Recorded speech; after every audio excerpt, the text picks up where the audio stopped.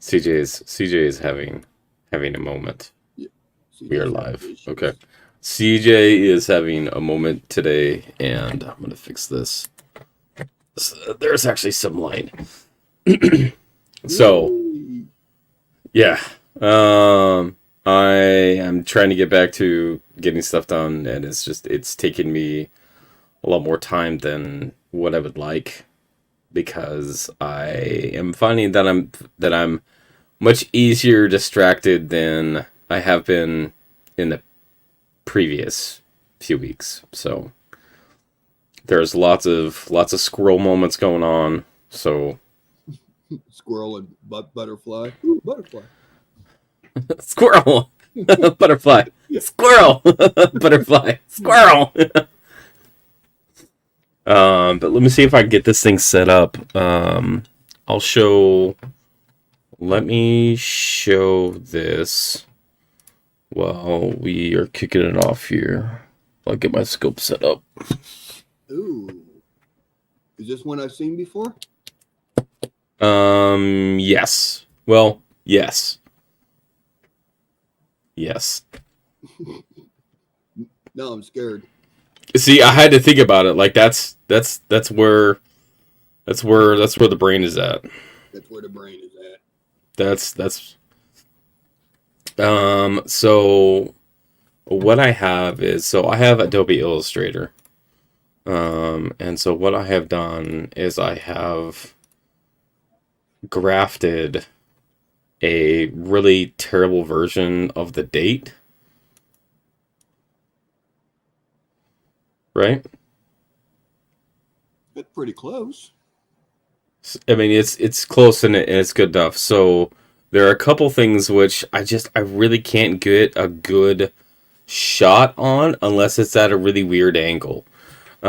But when you and I looked at this one, this happens to be in 1863. I don't know why I called it 1873 earlier, because clearly brain. So this is an 1867 3 cent nickel. And if you check Cherry Picker's Guides, you check the 3 cent book, which Blues has, there really isn't anything listed for an 1867. Even if you go on to the there is a website that has the 3 cent nickel things varieties, there really isn't anything listed for 1867. And something that both Blues and I found when we were looking at this specific one is that there is some really key kind of hints that, along with other types of the 3 cent nickel, that there are numerals from the date in the denticles. So the two that we kind of picked out that we saw is we saw this line right here, that's going straight across the middle right here, and then it doesn't show very good, but right here there is a curve that goes up, and that's the one. That's one of the things that we saw. Um, Looking at this coin that both Blues and I saw, it was like, okay, this is like there's nothing currently listed for this particular date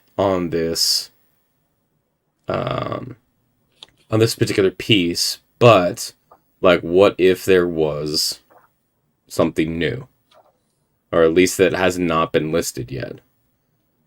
So I made a copy of the date, which is I'm gonna click on it. I'm gonna click on it right here.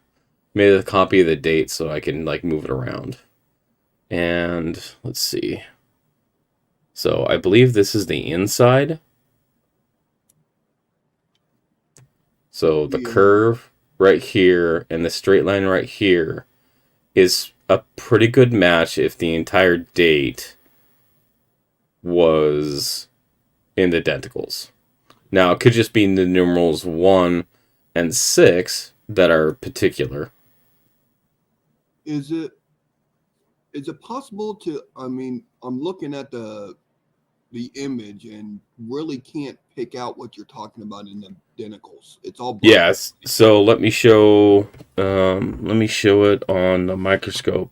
And this was the kind of hard, like, to photograph it. Like, I can see it with a loop pretty easily, but to photograph it and to get some kind of view on it on a camera is proving a little bit more difficult. And I know that it all has to do with lighting and orientation. Oh, suppose I gotta turn my scope on, huh? Oops.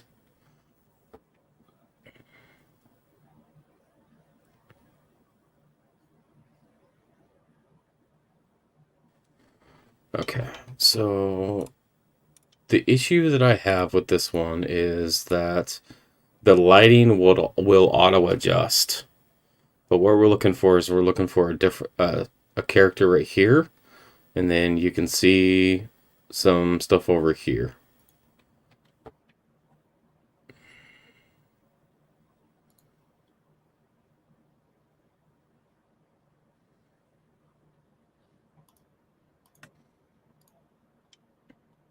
See it right there? The curve. Yeah. So you can see the curve right here, and you can see, there's something over here. Like, I don't know if it's right here, but the only thing that could be, like, it could technically still be an 8, but I think the curve on the 8, on the top of the 8, is too big. So the way that it comes down and it's sharp, like, that's the top of the 6. So I'm thinking that at least it is a 6 in the denticles. There's something else over here, but I don't know if it's curved like the top of the 8, as far as being separate numerals, or if it's like the top of the 1 or the flag of the 1. That I'm not sure about.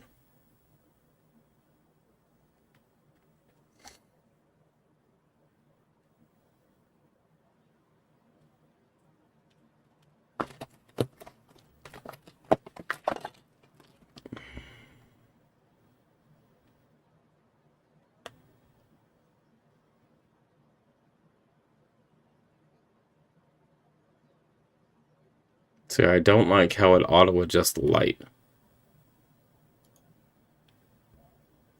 That's one thing I don't appreciate about the scope so far. What's up, Dragon? D Dragon's in the house. Dragon!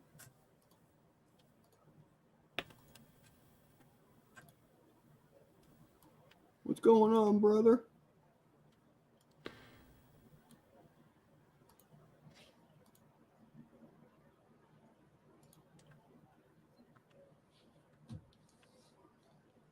Yeah, we looked at this coin for a little bit, and I mean, I got a 3-cent book, and there was nothing in that, and couldn't find anything in the cherry pickers. And CJ has that one site on the interwebs, and we couldn't find anything on it. But it was enough to make you go, huh.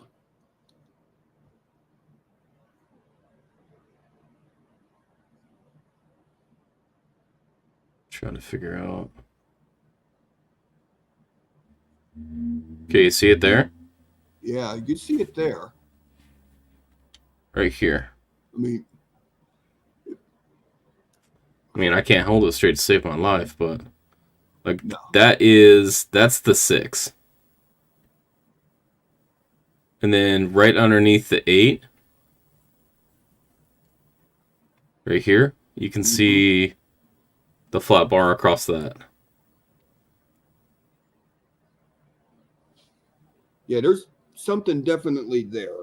I mean, we still working on getting the figuring out exactly what we actually think it's a misplaced date.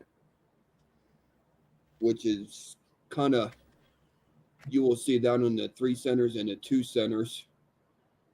Well, I mean, even other ones, there are plenty of ones that have denticles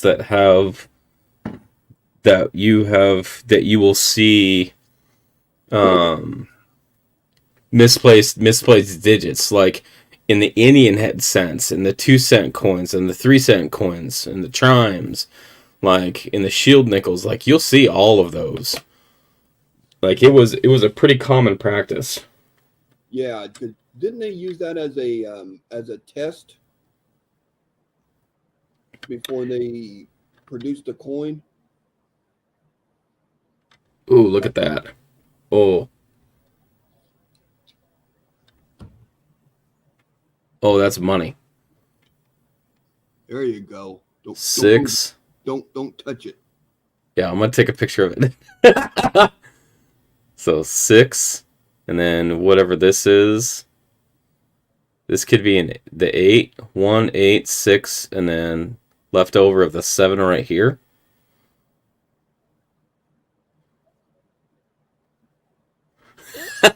Quinn Dragon says he just went to click on the camera. Yeah, don't feel bad. But right here, that's definitely the 6. I've actually used my mouse and pointed at the picture and went, "See?" Yeah, that's something definite. That's definitely a 6. So now the question is it just the 6, or is there a full set of date numerals here? Or is it just the 6?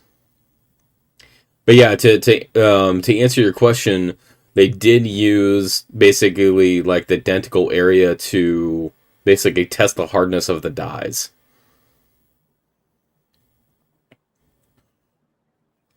Sorry, not to test the hardness of the dies. I don't know what I'm talking about.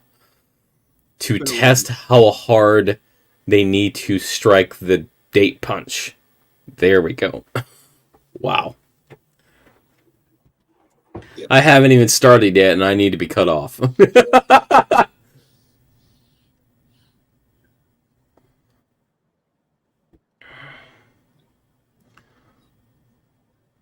what do you think? Do you think that if the 6 is all the way over here, then it would make the 8. Should make the 8 right here, and this would be the top of the 1. Well, I'm looking at that curve that's underneath the 7. This one? I'm looking at the curve in the denticle.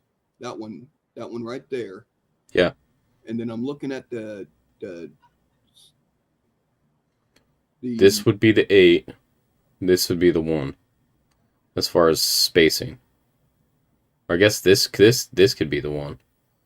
Yeah, but I'm looking to find out if that's the 8, then what part of the 8 is that matching up on? What do you mean? Good. This right here is the 6. It's this part right here on the 6. Which would be the inside part of the... Yeah, that area. Yeah, it would be right here, this edge. Quinn Dragon says it wouldn't bend to the rim either. It'd be more straight across too, right?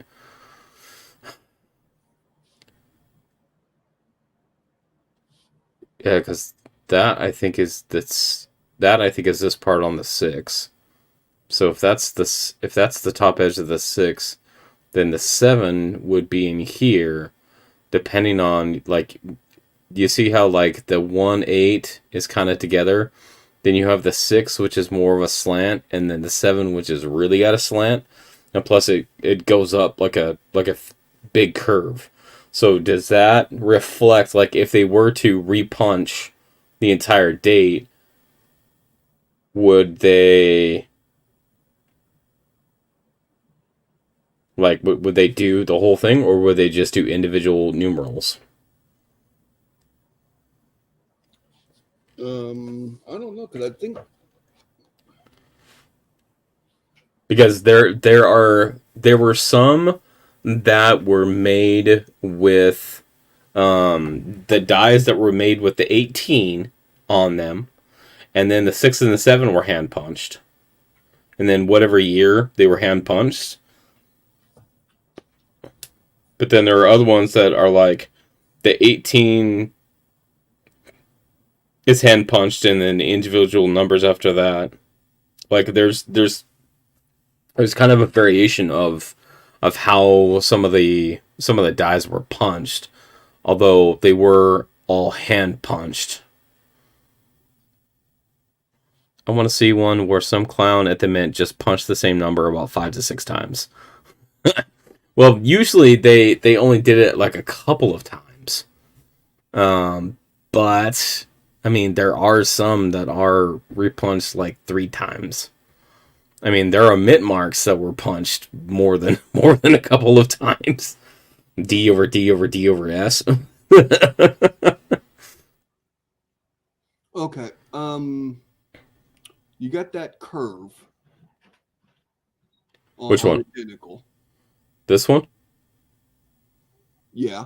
Okay. Go over. Wait a minute. 1, 2, 3. Between the third and fourth denticle to the right. This one? This one? The right. Oh, going over this way? Yeah. That. Right. Okay. Yep. One back to the left. No. Go up to the top of the denticles. This? What is that area up in there? That's nothing. That ain't part of a curve of the top of the 7? No. Okay. Because if the 6 is here, then the 7 should be over here. It's not going to be all the way up in here. Now, I think that maybe some of this, if I was going to extrapolate, because here's the way I look at it. I look at it is that they are punching them in like the same distance generally that they are in the date. I mean, that's what I've seen. Like, if you've seen something different, you can provide data for that. But that's just what I've seen, is that when you find it, find extra numerals, they generally fall along with kind of where how they flow in the date. But if this is the 6, that would make this space right here the 7, because the way that I'm looking at it is that the space between the bulb of the 6 right here would be right here. And that means the start of the 7 should be basically behind this denticle. So that some of this could reflect the top of the 7, which means the high point of the 7, which would be hidden behind this tentacle. Okay. Potentially. But again, that's really grasping for straws. But the other thing is that, like, there's very clearly something here, because it stands out, and there's very clearly something here because it stands out. Yeah. So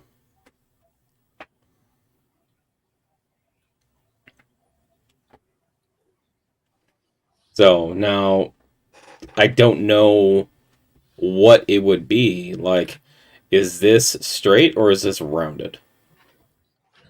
Yeah. See, that's the whole thing. I mean, it looks like there's a little curve on it.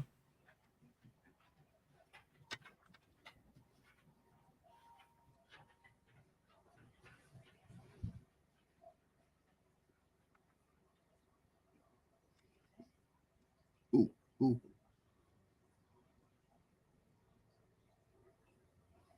See, and I can zoom down, but then, like, you see it, but there it looks flat. But then you can't really see, because of the lighting, you really can't see the, like, you can kind of see the other point is right here. but here it looks more flat. Hmm. So, like, I'm kind of a little bit stuck on this one, except for like there isn't anything currently listed as far as NPD for the 67. Right. Well, what's the rule of thumb? Assume damage, prove otherwise.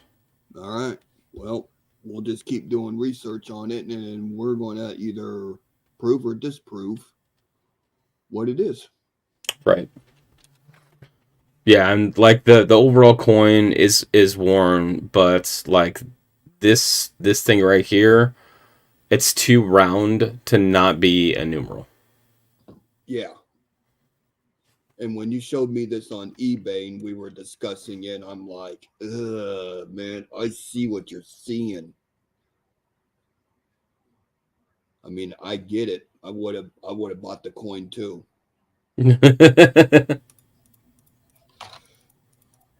Because sometimes you just got to do that to figure out what something is or isn't. And if it's proven that it is, then that's a nice find and could be a potential discovery piece. Yep. Or once the coin comes in and you really look at it underneath the scope real good and do all the research, you're like, darn it. Well, and that's the thing is that like and actually I think this is a really good topic to talk about is okay, say you are surfing on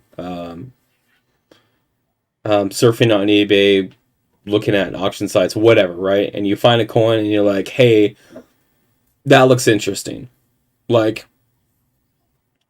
for you, how much does that interest have to be to say, I need this so that I can look into it more? Like I'll put it as on a scale of basically 1 to 10. Like what level? What's up, John? On a scale of 1 to 10, 1 being I don't care at all about this coin, and 10 is I've already bought it. It's on the way to my house. Like, on what level would you say that your interest would have to be to dig into a coin more?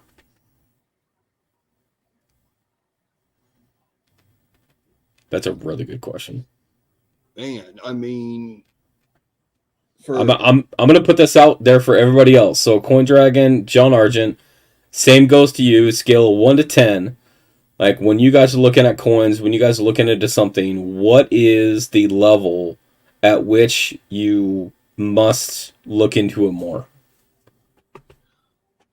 I would say high 6 to 7. Okay. For me to really be interested enough to spend the money on the coin, knowing that it's nothing but the possibility of it being something. Okay. And then I also look at the aspect that, okay, that's still a nice looking coin and it fits into one of my collector's books that I have a spot open for, or it's nicer grade than what I have for a replacement. So I look at a couple of different things, because if it turns out to be nothing, do I just have a random coin, or do I have a place for that coin to be to help forward my collection? Okay, so if we have to complicate the question a little bit. Thanks, squirrel.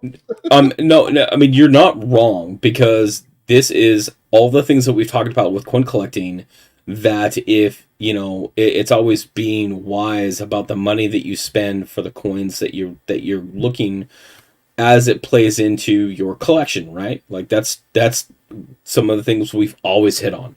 Correct. So for you, Blues, what is the level that you would consider it more? So, is it have to be under $100? Does it have to be under $50? Does it have to be under $20? Like, where do you start and say, hey, I'm just looking at the money first, and then I'm going to and then it becomes I'm intrigued level. Um, that's a very solid question because I always try to get things as cheap as I can. So I would say 25 or less for me to Okay. go, okay, if it's nothing, I got a $20 coin for 25 bucks. If it's something, I got a $20 coin that is possibly XXX. Okay. I think that's absolutely fair, and I'm kind of in the ballpark of $20. $20 or less, with the exceptions of there is something that I already know about the coin. With the exception of the Eagles. Well, because you can never have too many Eagles in your collection. maybe I misunderstand the question, but you're not wrong, by the way. And what you were buying and how much trust. Okay, so we'll say I'll try to give it some more parameters. So John, if you were buying a coin online, okay, you're just browsing through, you're looking at insert denomination. We'll say quarters. We'll say you're going through and you're looking at quarters, and you're not really looking for anything particular, but you're just looking for a good deal on quarters. So say you find quarters and they're, I don't know, $20, $25. But then one of them you're like, hey, that looks a little bit weird. And it's on the reverse, and the letter E is doubled or something, or something off the. I don't know.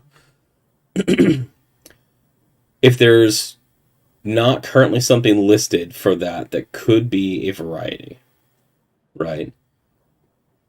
How much would you like if you were already looking to spend $20-$25 for a coin?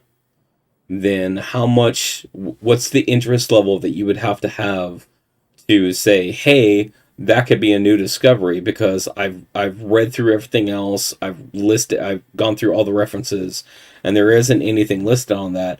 I'm going to buy this coin to look at it more in hand and more in depth for a potential new discovery. Because that's where I feel like the new discoveries are happening, is that people are looking at coins and they start with, that's weird. And then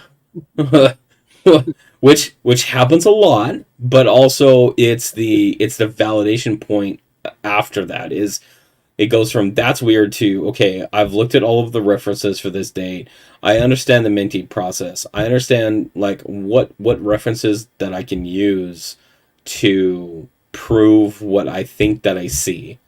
Because we also have to consider pareidolia, and make sure we're not seeing things that we're trying to see, and we can prove them. So one thing that Blues and I do is that we use each other to fight pareidolia. So it's not just, oh, well, I see this as a doubled die, when Blues can look at it and be like, okay, that's clearly not a double die.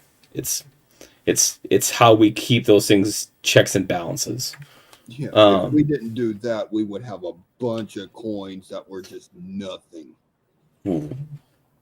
But if you're already looking for a coin in the same price range, at what interest level would you have to be to say, I need to get this because there's something going on with it that I need to look into further? And it's totally fine if If if you don't have that, like if you don't have that level because you're not interested in, you know, doing deep dives into new discoveries or varieties, like everybody is on like a spectrum of what they want to do, and it's not even a black and white spectrum either. Like people can go from, hey, I'm just collecting, to, oh, well, I've been collecting flying eagles for a while, so now I'm actually looking at all of these other types, all these other potential new varieties in the eagles, even though I'm not, because I I think Rick has that pretty cornered. He's got me by like a few years. Uh,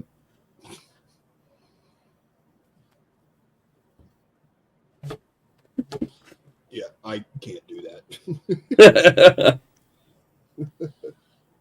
I mean, yeah, it really goes on when you're actually at the level where you're noticing these little things on the coin, and you know that's not supposed to be on the coin, and you start looking a little deeper into it, and then you're dragging out your books, you're looking up your reference materials online, and you're trying to see, is this something that's already been found or already noticed?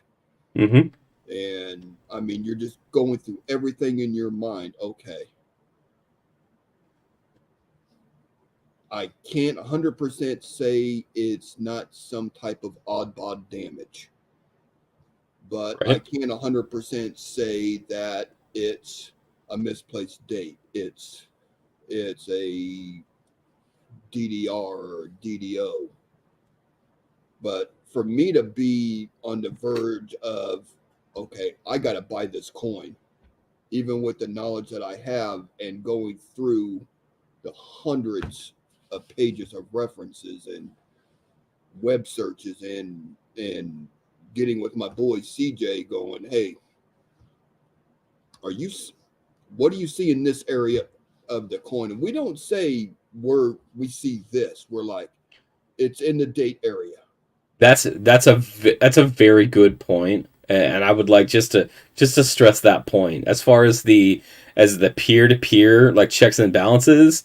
Like if Blues and I are looking at coins on eBay, we just give each other the number and we don't say anything after that, because like I don't want to preface him into coming up with something, that I think it is, by predispositioning his thought process.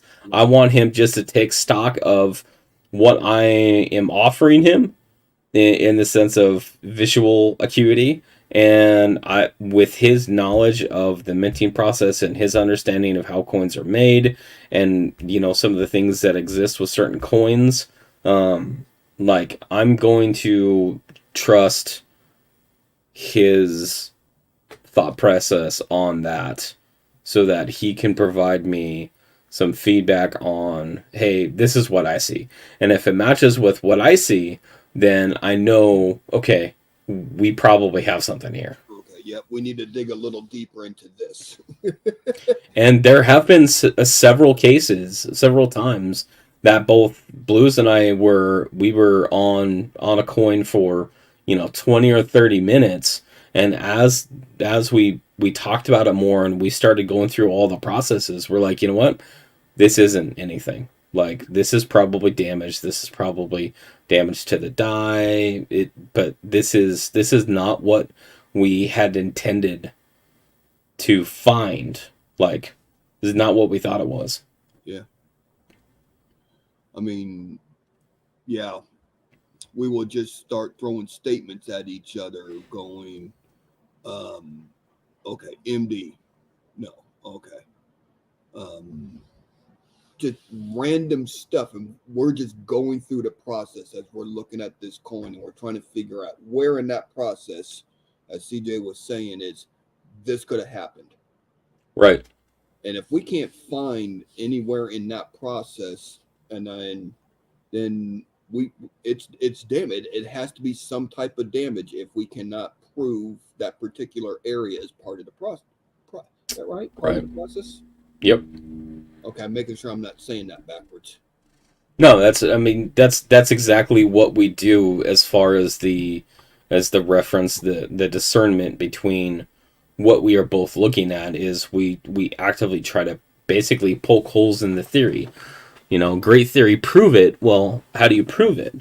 Well, you go through and you validate it against the known processes, you validate it against errors, you validate it about, you know, how the coin is made and what material it's made out of, and, you know, to try to basically disprove that it is damage. Yeah. It's like wait a minute. Is it this one? Yeah. Okay. When I bought this coin, I bought it specifically because there was a 5 on the cheek. And that was the big thing going on at the time with the Technically, that's a 5 on the face, not the it's a cheek, 5 on because the it's the closest thing. that takes up most of the head. It was the closest thing that I could find. So I'm like, okay, you know what? This is just going to be really good as an avatar. As if I have to turn off my camera, there we go, 5 on the face, and that was the big talk of the time. Once I got the coin and I'm looking at it, it comes to find out it's actually a misplay, an RPD on top of it.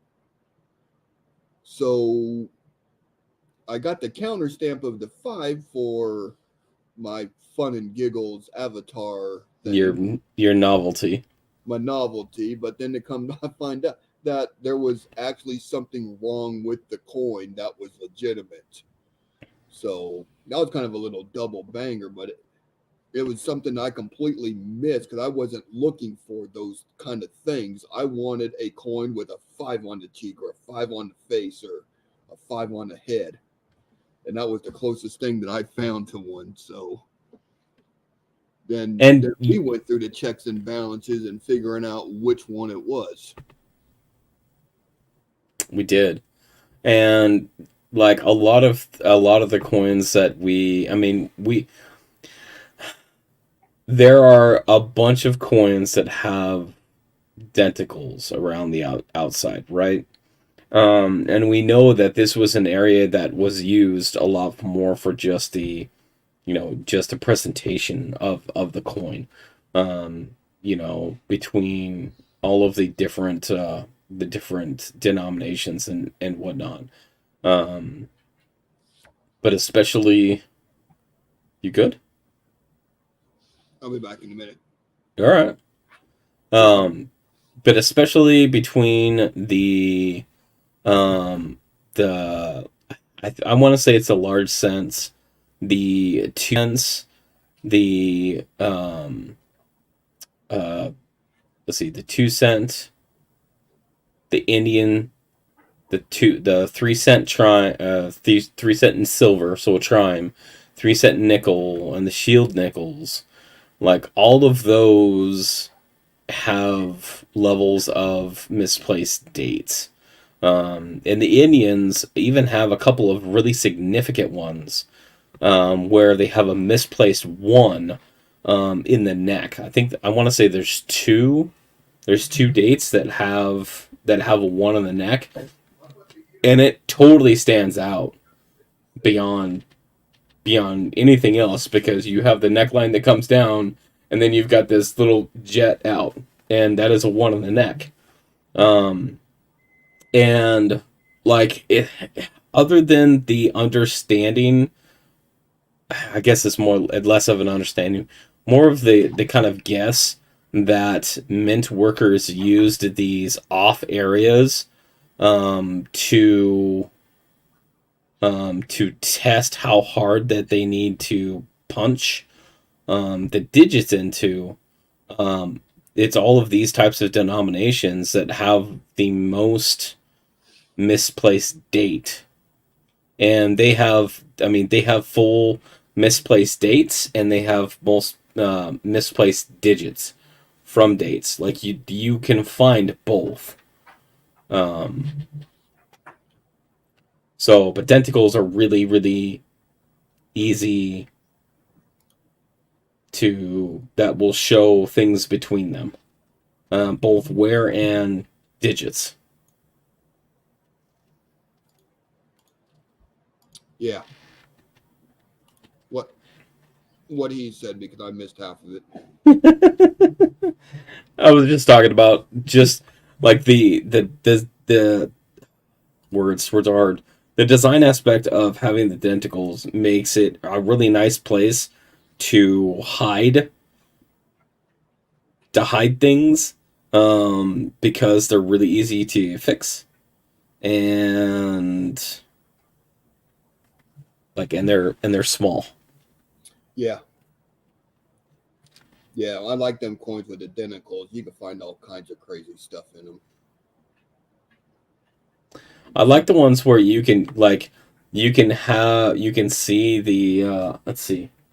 Do I have Can't find no cool stuff on the newer stuff. You got to go back to the 3 centers, 2 centers, the V nickels. Well, do you remember? So there's a couple ones that I was thinking about. There is the one that has an 8 that's actually up over the top of the denticles.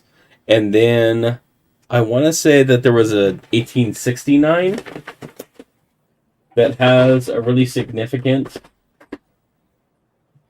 I know there was a misplaced date, and it wasn't even in the denticles. It was on the bottom of the bust of the neckline, kind of like towards the middle of the bottom middle of the coin. And I think that was on a 2 center.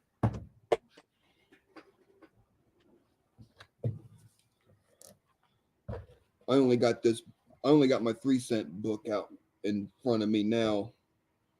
So 1869 was one that had a really strong repunch date. Yeah, it was. And it looks like this one. The RPD 111011.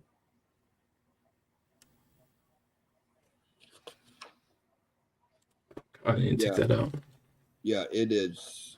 That is very obvious. RPD FS301. Yep, that'd be.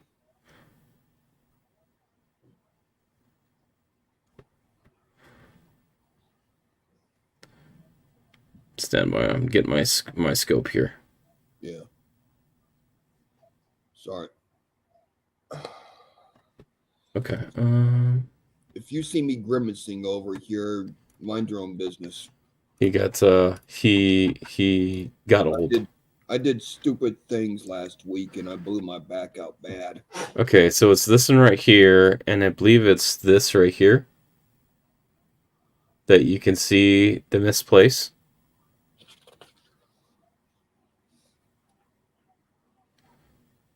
Right? For the 1869? No. I'm not even looking in the right spot on my book. Hold on.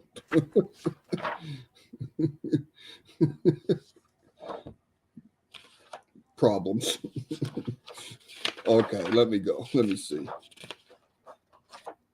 I have it marked as FS301. I thought it was the one in the denticle. There ain't nothing in my book for the 69 for the misplace. For a 3-cent nickel? Yeah. I'm trying to think. There's a big one on the 65. You're killing me right now, man. I know. I'm helping a lot. I literally have 3 of them that are marked. How about a 302? 69 for a 302? Is that one that we found in the cherry pickers? We're gonna find out here in a second. Because my book is. When you literally have the 3-cent book. 1999. Okay, there you go. So this is a repunch date, and you can see here's your extra 9, here's your extra 6, and then there is even a little bit in here in the denticles on this one. But so this is just like, and I think it's on the 1 too.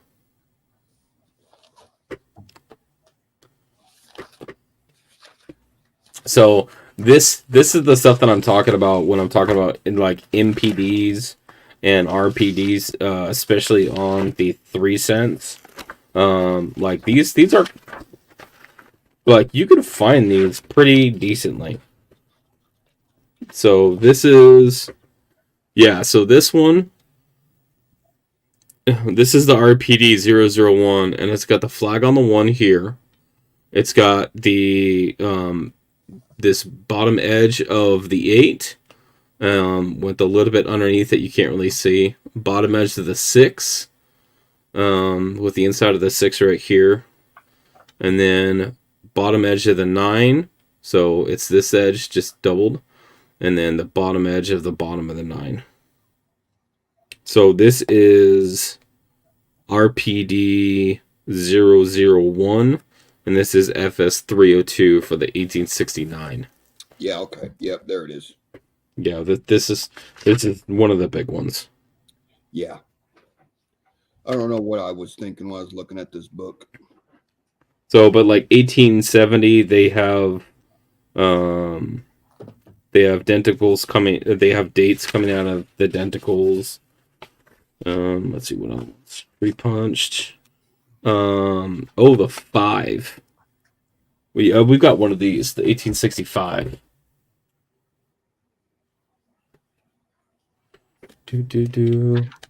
See a lot of the same on early Canadian large cents.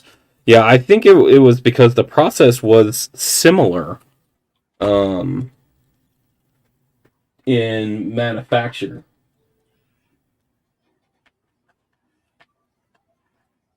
Where's my 5? MPD. Is this it? Which one is this?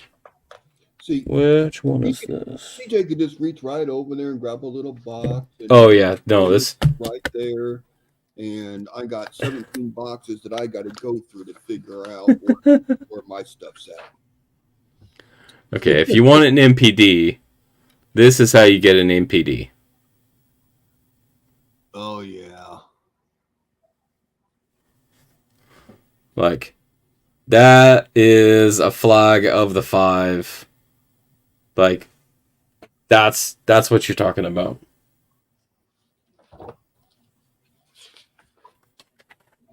That is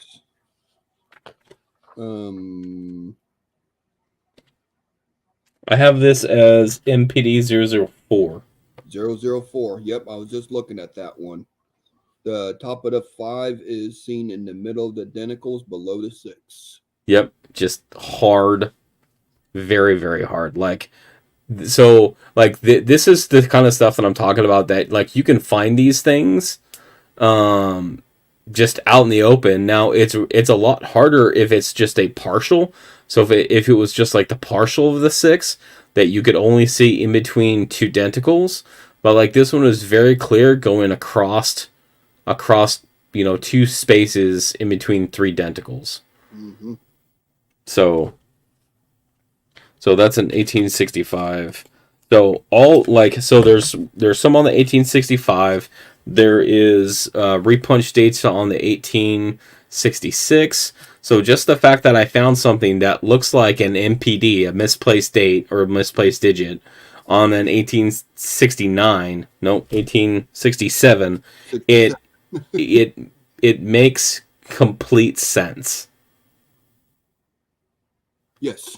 Like, it makes complete sense that if you can find the same thing between 1865 and 1869, that it's going to happen on the 1867. Yep. I mean, I like your thinking on that. I mean, it's not going. It's just not going to skip a year. Right. They're just magically not going to stop producing coins the same way as what they have been doing for 1 year, and then just magically go back to poorly producing production dies the way that they used to 2 years prior. That's the 1 year they got a new employee on the mint that actually gave a crap about his job and did quality work. And then when 1869 came back around, he's like, screw this. He's like, "Oh, you guys have been doing this doing this all differently." Oh my goodness. Ammo's being really silly right now. Yeah. Yeah.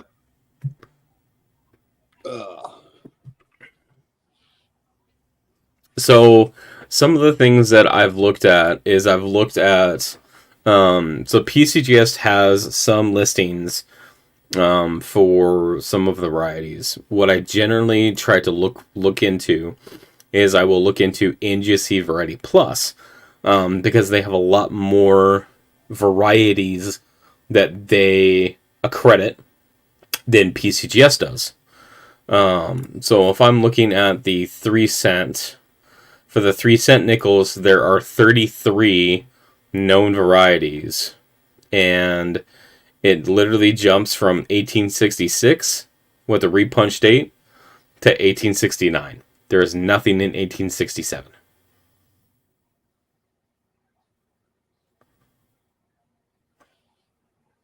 Yeah, just like that one guy who punched the mint marks in Denver just for 1960. Yeah. He was drunk every day. Yep. He had enough of that job for the year.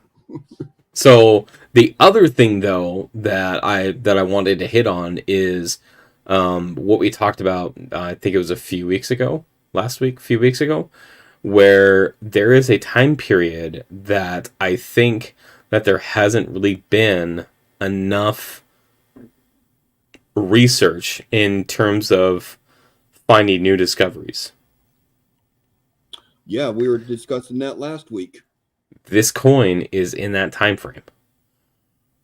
So it could just be my own sake of like I want it to be true, but also it would prove the point that there are discoveries that are still to be found, even in the older stuff, which has been researched thoroughly.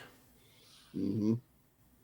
And rest assured, you coin community people, once we discover what the right answer is, there will be an update if it's a misplaced date or not. So everything is kind of pointing towards it right now, but we are still doing the work. We just can't. Yeah, I'm gonna have to find some. Assume that okay, it's in the right spot. It looks like this. It looks like this part of the. We just can't go. Yep, that's what it is. It wish it was that easy. They're not. It all comes with knowledge, and CJ and I will probably be talking about this coin for a couple more weeks still, trying to make sure. Yeah, because so for the 1865, there is 1, 2,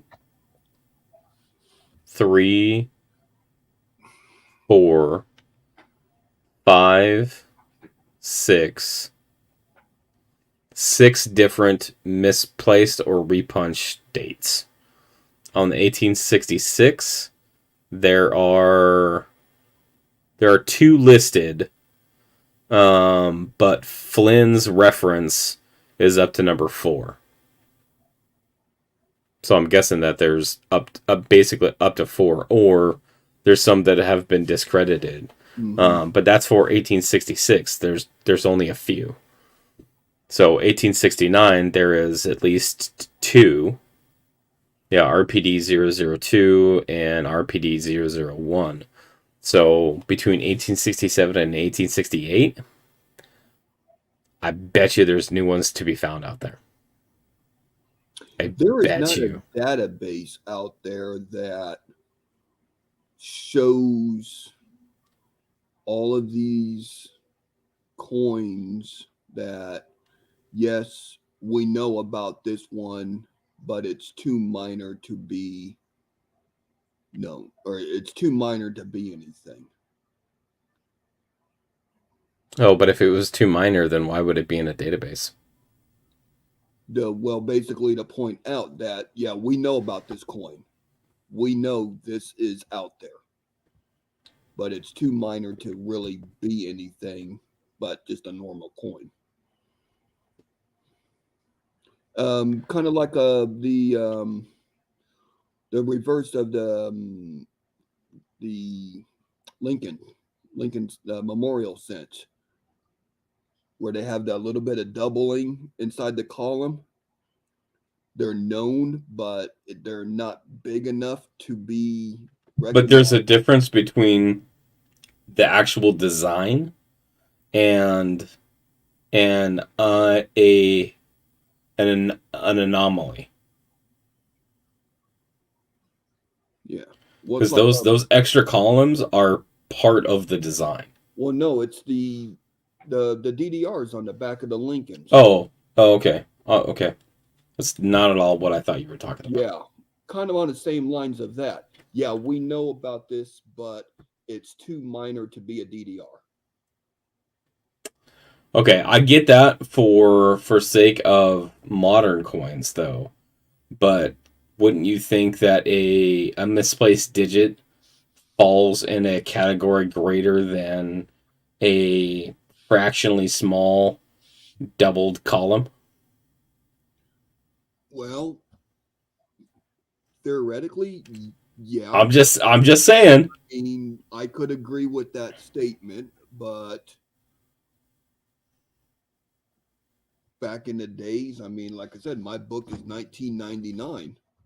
Maybe when a lot of these coins were first being discovered, they discounted as it being too minor or something.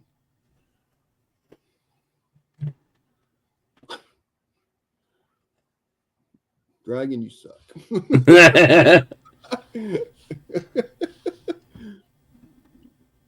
Have a good one, Dragon. Thanks for coming in, man.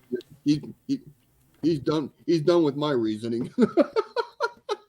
He's like, I heard blues talk for a minute. I'm done. Yep. He's bones. Oh, that's where that just makes him want to push the issue, right?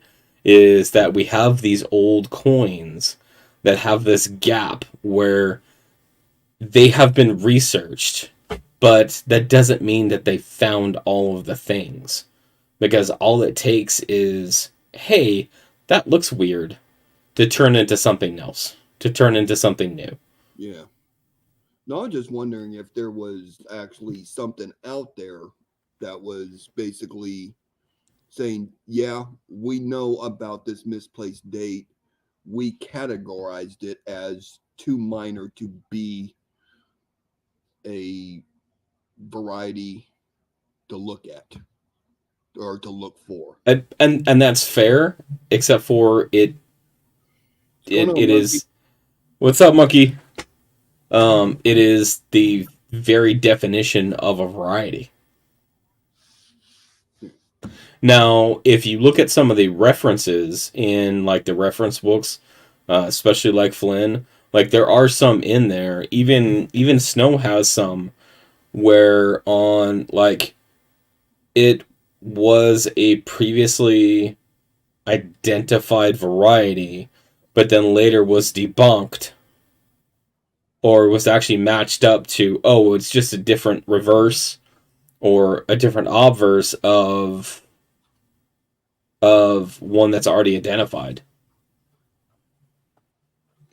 I thought it was Monkey on. King is starting a new job tomorrow. Awesome. Yeah. What are you gonna do? What's your new job? Tell us. Tell us. We got nothing. Tell us now. He gone. He's I'm like, sorry to interrupt yeah, you, I'm real out. quick. I'm out.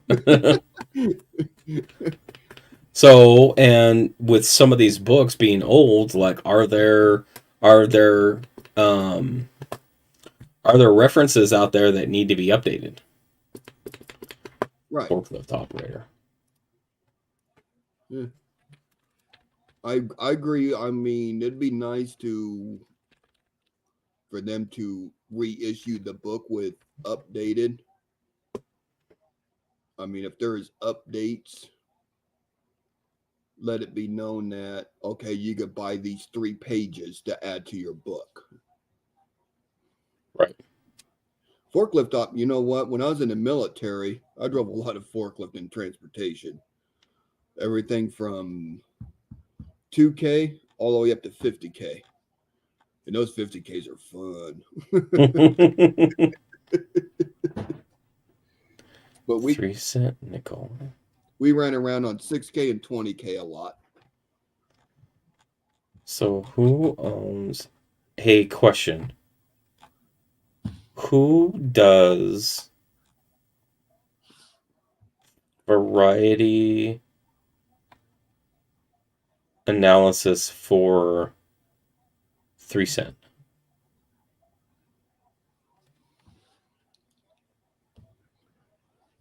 I know my book is by Flynn and Fletcher. But as far as who's doing the attributions for 3-cent? Like like local time, like now. Like, so James Wiles does Lincoln's, right? It wouldn't be Wexler doing the 3 centers now, is it?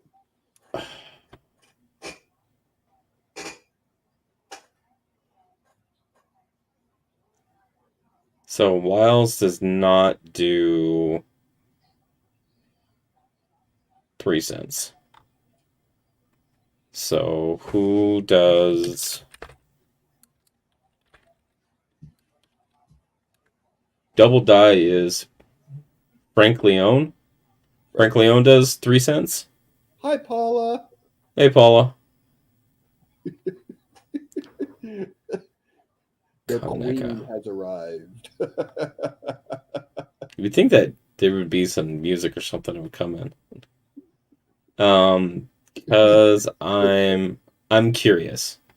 Especially if I keep digging into this 3-cent, like I would want to leverage somebody that has far more expertise in the 3 cents than what I do. And I would be curious. Hey, Paula, did Konica take over a lot of the attribution Koneka. stuff? Koneka? Koneka. What did I say? Konica. That's not even close. No, that's not even close. My goodness. All right. No more happy pills for me. I mean, you got all the letters right. Yeah, I got all the letters. Yeah, is Koneka taking over a lot of that attribution on the new stuff too? I mean, I know with Wexler and all the old timers kind of stepping away and enjoying some retirement and doing just a little bit of it.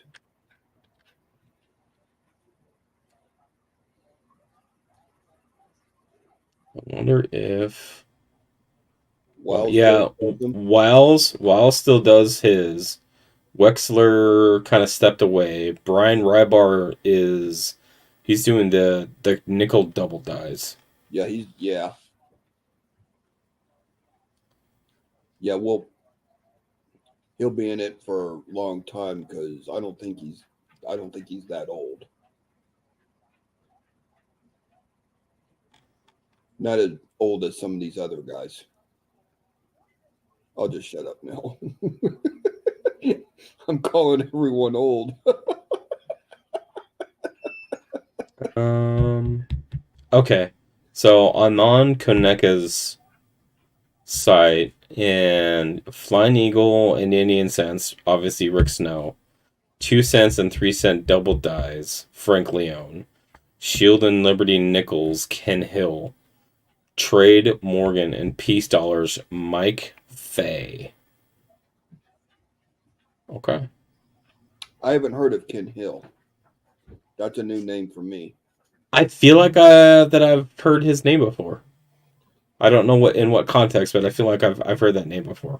And it also could just be a Koneka listing.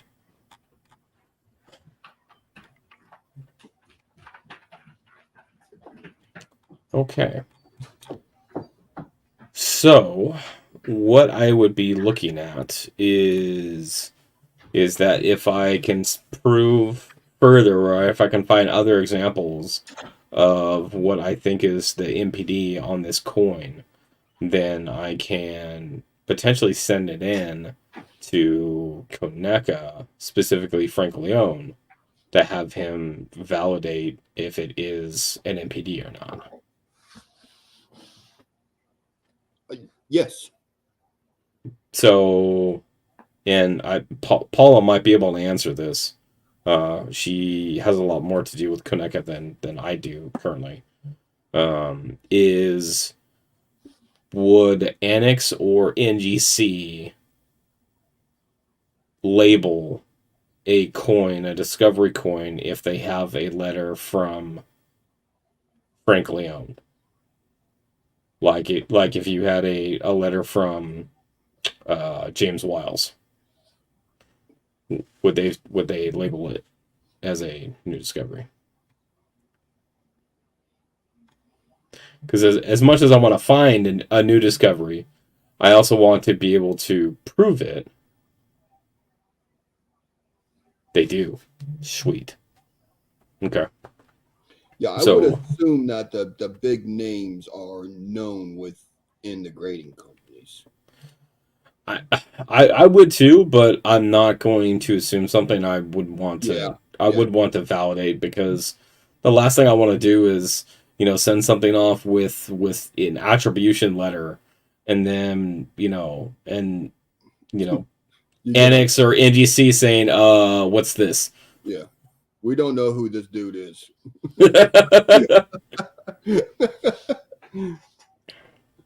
It's real easy to speculate with the coins, as we were just discussing. Yeah, we could send a letter in, and then NGC is like, so Well, that, and I feel like, all right, she needs. uh, I need ice cream. I feel like, and maybe this is just how I feel about it, or just kind of my experience about it, but I feel like that Annex and NGC are much more, I guess, open to having new discoveries than PCGS. Because I feel like I've seen discovery or plate coins more on an Annex or an NGC slab than I have on a PCGS slab. I think it was discussed at one time that the ones with PCGS are like the big known ones. As far as the discovery coins, No, I don't think I've ever seen a discovery on PCGS Lab. that's what I'm saying though. Is either a plate coin, so like the coin that they use to take the pictures for the books, like those are plate coins. Between plate coins and new discoveries, I feel like all of those labels that I have seen in Annex or NGC versus PCGS. Yeah, maybe PCGS is like, we're already doing enough. We don't want to get on this ladder. Also, Well, they will do custom labels too, so like they have the ability to do those. So, My wheels just went.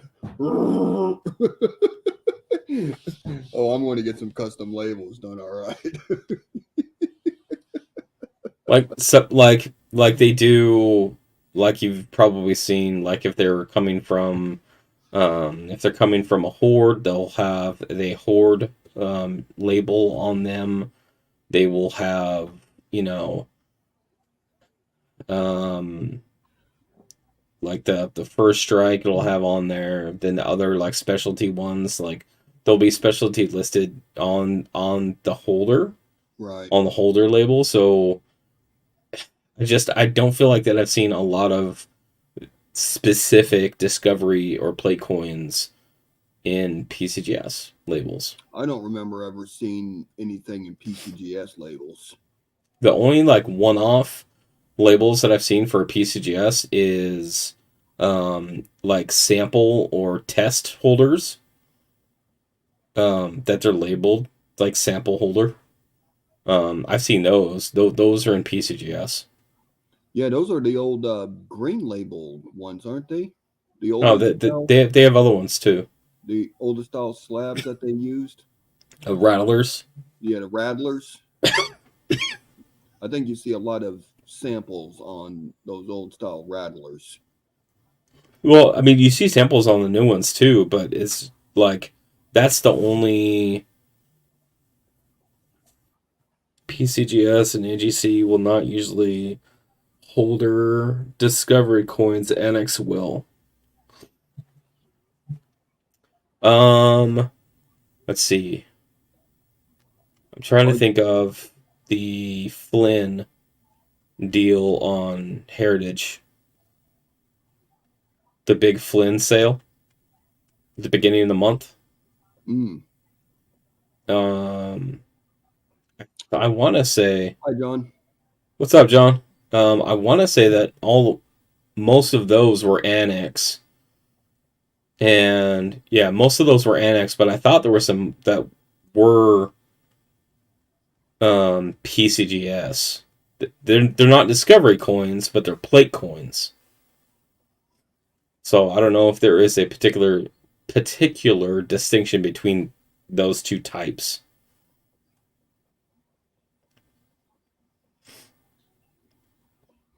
Yeah. I mean, I could. I mean, I can understand how PCGS and NGC is just not going to get involved with discovery coins because I mean that's even with the big guys' names for the attribution letter on it and everything like that. I mean, I wouldn't there be like some type of liability? Well, it's a PCGS discovery coin and this guy attributed, and then years later it comes to find out that well it's not. But it wouldn't have been slabbed to begin with. Because, I mean, what you just described could happen with any of the third party grading. Right. Well, yeah, that's true. All right. I'll just be quiet again.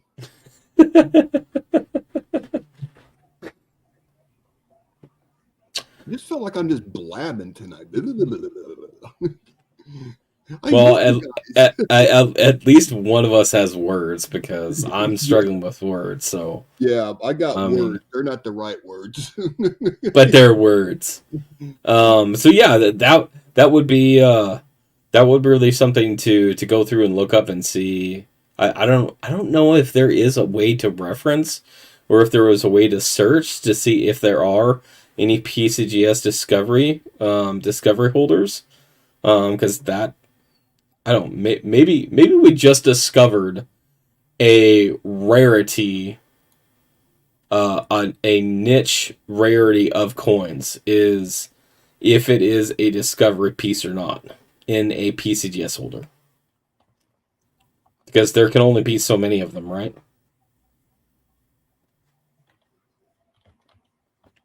That's my thought. Let me see. So I guess my focus for the next couple of months is going to be 1867 and 1868 3-cent nickels, and see if I can find anything else. Because there really isn't anything listed.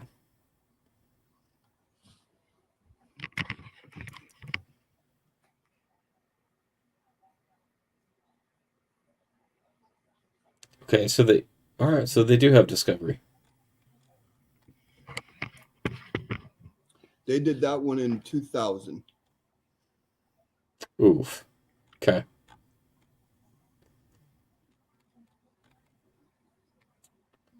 Um,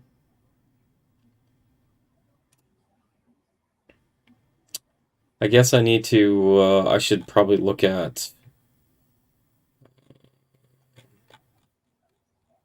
I should probably look at a Koneka membership if I'm gonna mess around with this stuff. I'm sure Paula knows all about that.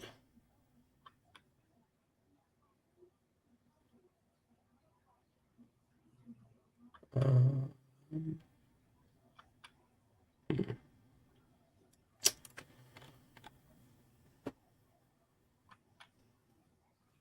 oh, I don't know what this is.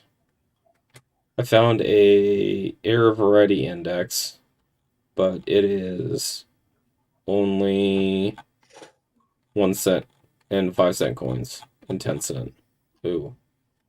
Okay. I don't know. That's a very weird list.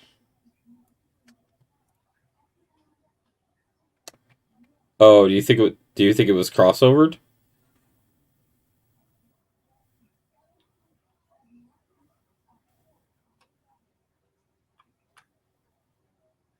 Paul says that that wasn't already listed variety. They just holdered the Discovery coin. So it could be something that is previously holdered in a different company and they cross over to PCGS. John says, I have this frustrating Morgan. It is a soft strike with what appears to be a clash die, but also rotated. Lettering near the rim appears on the opposite side of the coin, but rotated. And it's not a VAM.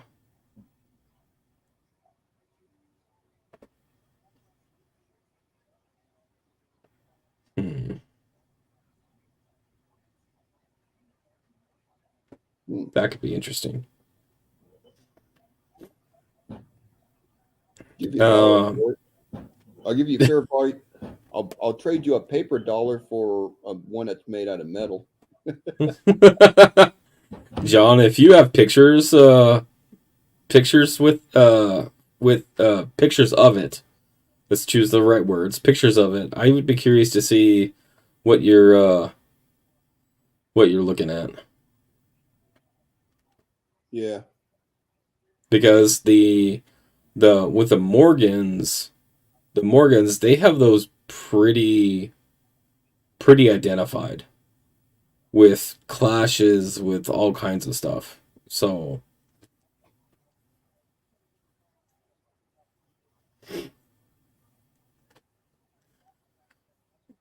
local coin shop dealer said it's a cool coin, but it's not a VAM, so it's not worth much more. Well, that's kind of a difference of opinion, because if you have a Morgan with something on it,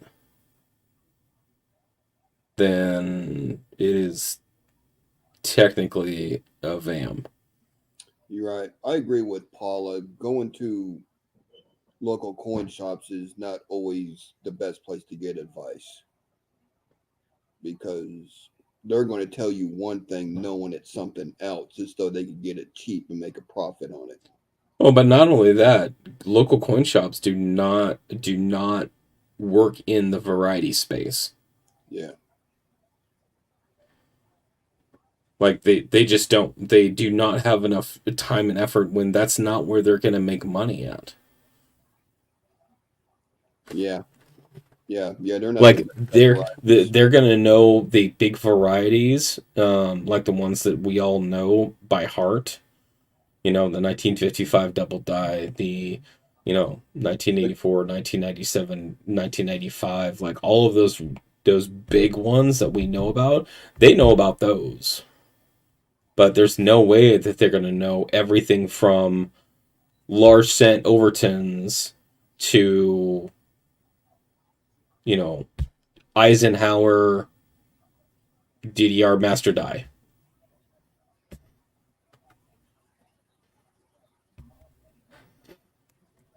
But That's good. I mean, if you got a lot of trust in the guy or that particular shop, then that's good.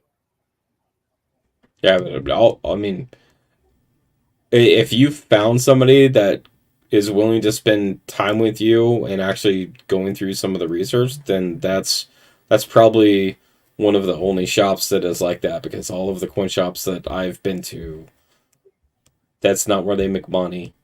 They make money off of bullion, silver, gold, platinum, Yeah. and selling coins at a higher level. And there's nothing wrong, because that's how the business is run. But Yep. varieties is where generally you find somebody that's interested in just kind of that more specific space. Um, in a lot of research, because like especially the Morgans have anywhere from 20 to 30 VAMs for every single date and mid-mark issue.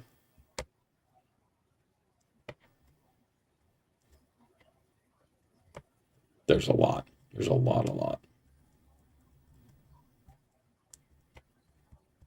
That'd be cool. It'd be interesting to see what it looks like, and then we could fish around. Yeah, I would be really curious on what kind of pictures that you can get off of it. Morgans are generally not known to have weak strikes, because you would have a lot of lost detail for weak strikes. It's not to say that they can't happen, but they're just not generally known for it, Yeah.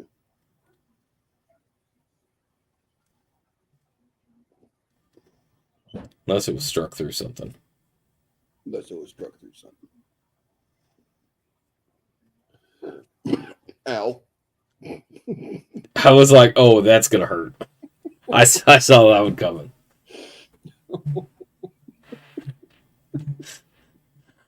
I'm over here laughing. Blues is over there crying because he's in pain. I'm like, that sucks to be you. Oh man, I'm sorry. You're just over there getting wrecked. I'm wrecked. We For are- the people that came in the show late, I wrecked my back last week. Good. I'm just now able to be walking and doing minor stuff. So walking. it's been an adventure. Are you still shuffling, or are you actually walking now? I could actually walk without my walker. The Eagles chest on the reverse is what leads me to believe a soft strike, no feathers apparent, but also isn't worn. That would be interesting. Yeah. Would love to see some pictures of that. Yeah, I would, especially the VAMs. The VAMs, like, don't get me wrong. I love researching VAMs, but also I don't like researching VAMs because of how many there are. Because it is the strike, it is like where the details are, it is how many tail feathers that it's got, how many stars it's got, where the mitt mark is located. Like, there's a lot. Like die clashes, like they have a bunch of the die clashes identified out. So get pictures in June. Okay, I look forward to them, sir. Heck yeah. It's gonna be fun. That would be. I could just see it's like, okay, Blues. We need to set aside 2 days in June to just deep dive into some pictures and plan it out 6 months ahead of time. I kind of wish I knew more about the Morgans, but I'm not a big silver coin collector. Dude, the one thing I love about Morgans is I've probably said this before, but I wholeheartedly just believe this is that the Morgan is the last coin that actually has art on it. Before that, our coinage was transitioned into industrial look.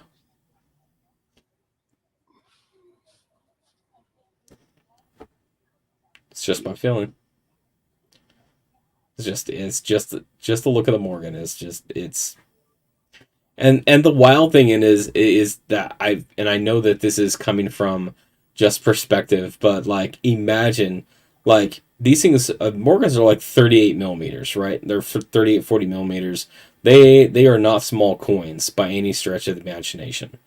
And imagine just having a pile of these in your pocket. Without a belt on.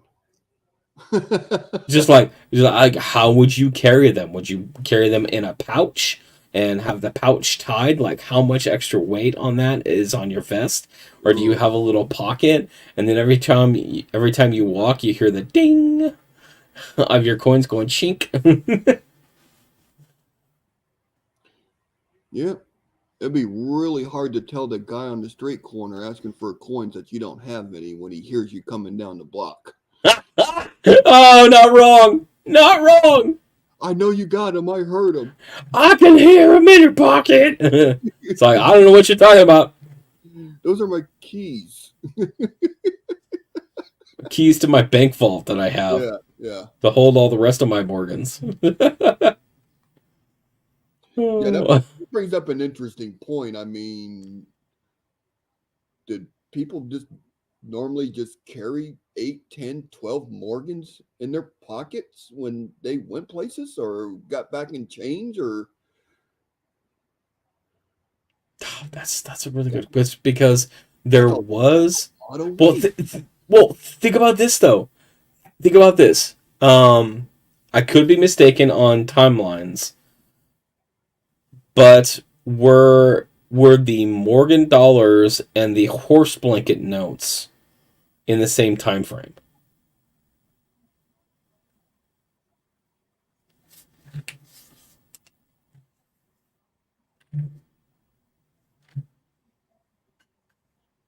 Do you know what I'm talking about? Yeah, horse blanket was What years was that? it was after the Civil War, wasn't it? No. Horse blankets were Confederate. No, horse blankets were not just Confederate. Because, like, what I'm trying to imagine in my head is somebody who's walking around with, like, $12 of horse blankets and $12 of Morgans. They were last issued in 1923. The horse blankets? Yeah, the 3 large size United States horse blanket notes were last issued in 1923. They Okay. were replaced by the smaller size currency in 1928, saving millions in paper cost. Okay, when were they initially issued? I'm looking. I suppose I could just grab my book right here on U.S. currency. My book's back there. Is it this one?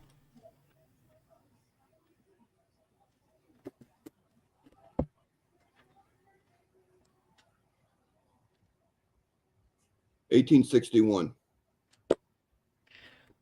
So 1861 through 1920. 1923.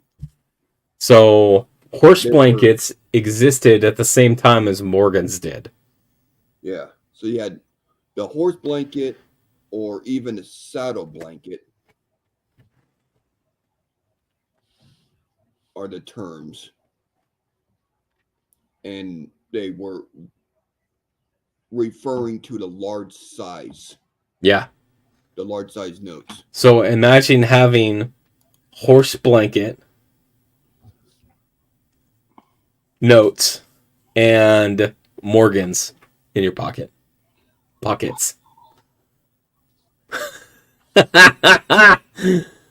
That's, my goodness. Now we know why everyone was carrying sidearms on their hips. They got to protect all the money that they're floating around with. Yeah, because you couldn't hide that. No. You couldn't fold it up into a little square and hide it. Is what it boils down to. Yeah. Oh goodness. All right, man. To know. I'll be interested in do some learning on the old saddle and horse blanket notes. Try to get some more knowledge on that. Yeah. All right, we're at hour and a half. We're gonna call it a night. Thank you for everybody that came in and was watching and chatting with us. If you guys have comments on the stuff that we talked about, please put them in the comment section below. For everybody who watched us after the fact, thank you. If you guys like this content, please hit the like button. If you're not already subscribed, please hit the subscribe button, and we will see you guys next week. I got something real quick. What's up? If you have a subject you want us to discuss, put it in the comments. We're always willing to take suggestions on future shows, and if we could help out some way, then we'll be more than happy to help out. Absolutely. Cool. Cool. Thanks, guys. Thanks, everyone.